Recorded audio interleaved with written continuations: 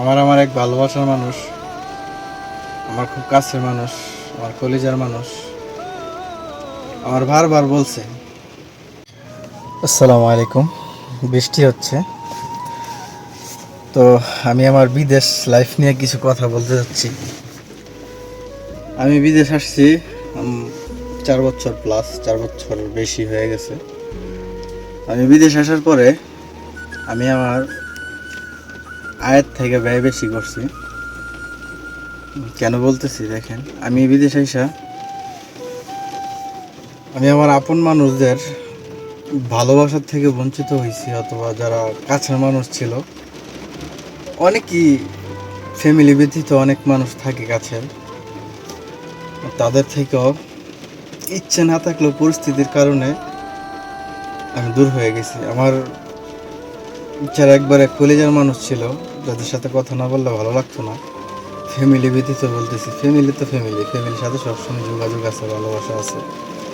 Family ব্যতীত যে মানুষগুলো আছে, ফ্রেন্ড সার্কেল, তারও ঊর্ধ্বে।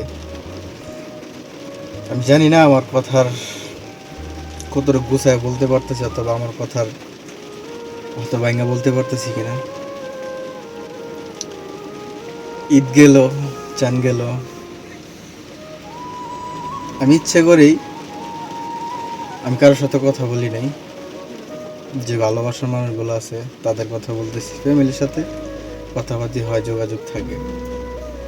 ওই ভালোবাসার মানুষদেরকে আমি মনের অজান্তেই আমি অনেক কষ্ট দিয়ে ফেলাইছি। আর আমার সবচেয়ে বাজে অভ্যাস, আমার মনে হয় আমি কিছু হইলে, আমি কারোর যদি কিছু বলতে না পারি, আমি কারোর সাথে কথা বলি না, অথবা কথা বলাটা অফ করে দেই। এই জিনিসটা আমি হাজার চেষ্টা করেও আমি চেঞ্জ করতে পারি না, অথবা আমি এটার থেকে আমি বের হইতে পারি না। আমার এক ভালোবাসার মানুষ, আমার খুব কাছের মানুষ, আমার কলিজার মানুষ আমার বারবার বলছে, হাজার সমস্যার পরও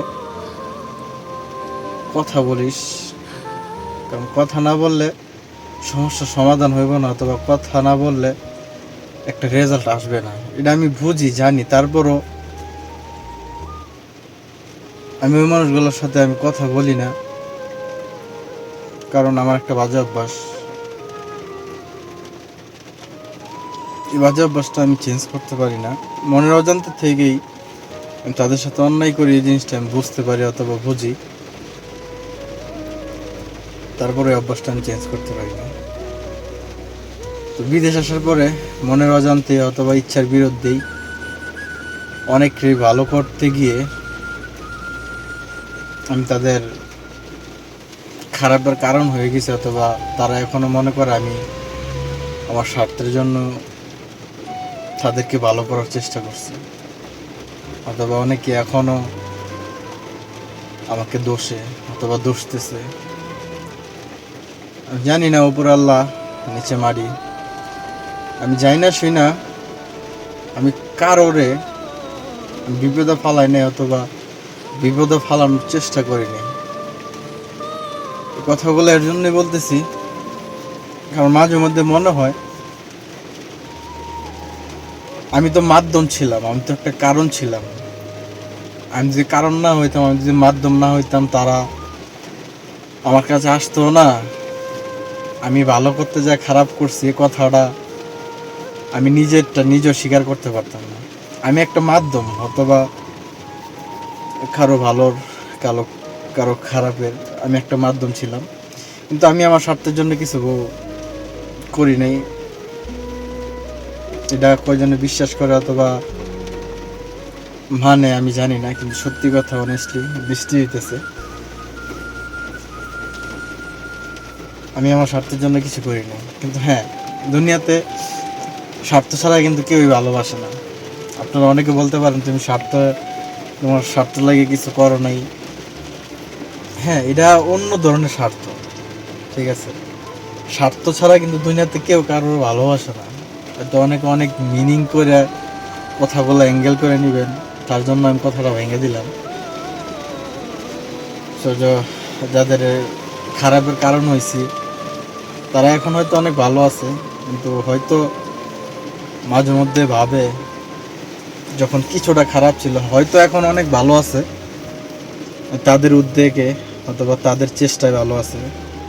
আমি হয়তো কতটুকু ভালো করতে পারছি আমি জানি না, কিন্তু আমি খারাপের কারণ এখনও অনেকের কাছে। তার জন্য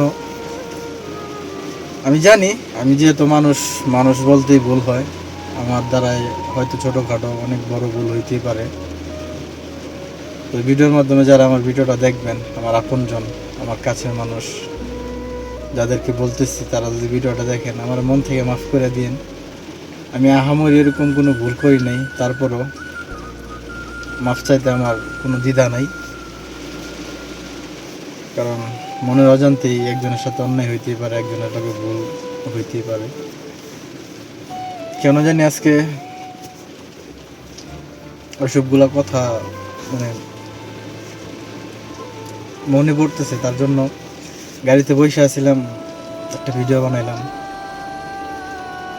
এই তো, ভালো থেকো ভালোবাসার মানুষ, তোমরা যারা আছো, যারা থাকবে,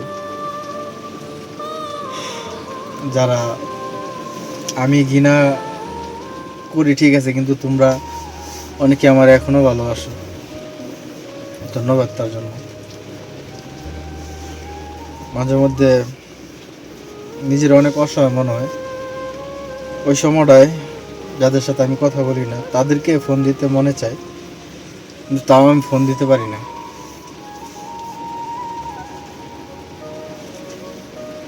কিছু কিছু মানুষ আছে, কিছু কিছু বাজে অভ্যাস থাকে, হয়তো ওই বাজে অভ্যাসটার ভিতরে আমার একটা অভ্যাস, কিছু হইলে আমি কারোর সাথে কথা বলতে চাই না, অথবা ফোন দিতে চাই না, ফোন রিসিভ করতে চাই না, তার সাথে অ্যাক্টিভ থাকতে চাই না। এই অভ্যাসটা আমার আছে, খারাপ অভ্যাসটা। জানি না যার কার কাছে কেমন লাগছে, আমি বিষয়গুলা মন থেকে বলছি, কোনো কারণে অথবা কোনো উদ্দেশ্যে বলি নাই, মন থেকে কথাগুলো আসছে তার জন্য বলছি। তো ভালো থাকবেন, সুস্থ থাকবেন। বৃষ্টি হচ্ছে, বাইরের ওয়েদারটা হয়তোবা জানলা খুললে অথবা দেখেন আজকে ছুটি, তার জন্য হয়তো এখন আমি বাইরে, ছুটি না হলে আমি এখন থাকার কথা না।